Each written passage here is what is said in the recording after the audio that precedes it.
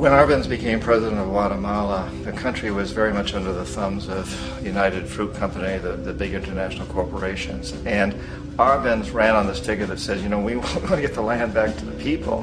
And once he took power, he was implementing policies that would do exactly that, give the land rights back to the people. United Fruit didn't like that very much.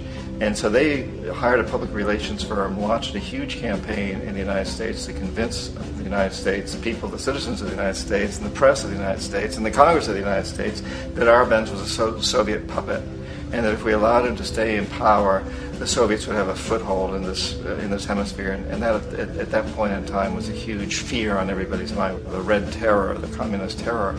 And so, to make a long story short, out of this public relations campaign came a commitment on the part of the CIA and the military to take this man out. And in fact, we did. We sent in planes, we sent in soldiers, we sent in jackals, we sent everything in to take him out, and did take him out. And as soon as he was removed from office, the new guy that took over after him basically reinstated everything to the big international corporations, including United Fruit.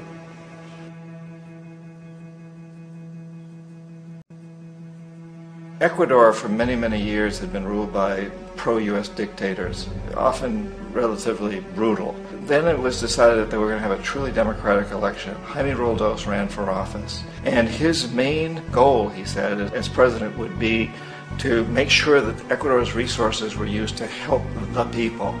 And he won, overwhelming, by more votes than anybody had ever won anything in Ecuador. And he began to implement these policies to make sure that the profits from oil went to help the people. Well, we didn't like that in the United States.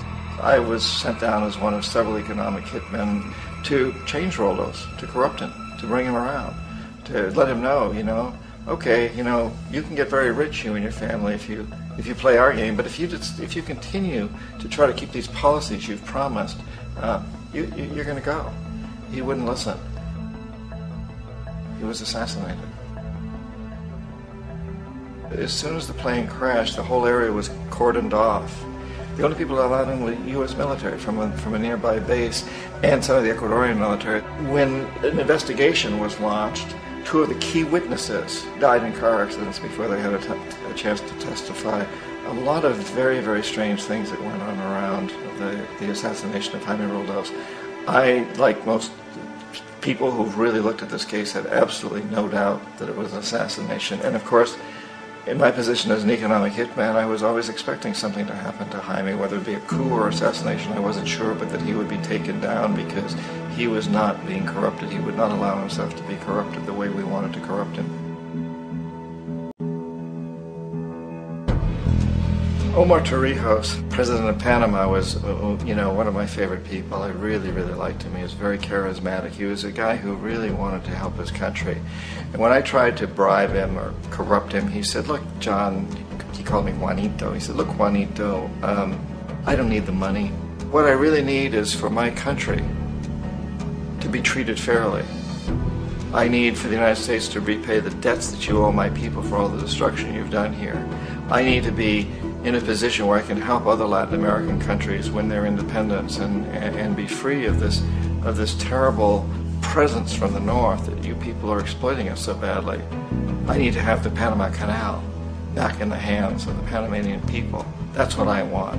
And so, leave me alone. Don't try to bribe me. It was 1981, and in May, Jaime Roldos was assassinated. And Omar was very aware of this. Torrijos got his family together and he said, I'm probably next, but it's okay because I've done what I came here to do. I've renegotiated the canal. The canal will now be in our hands. He just finished negotiating the treaty with Jimmy Carter. In June of that same year, just a couple of months later, he also went down in an airplane crash, which there's no question was executed by CIA-sponsored jackals.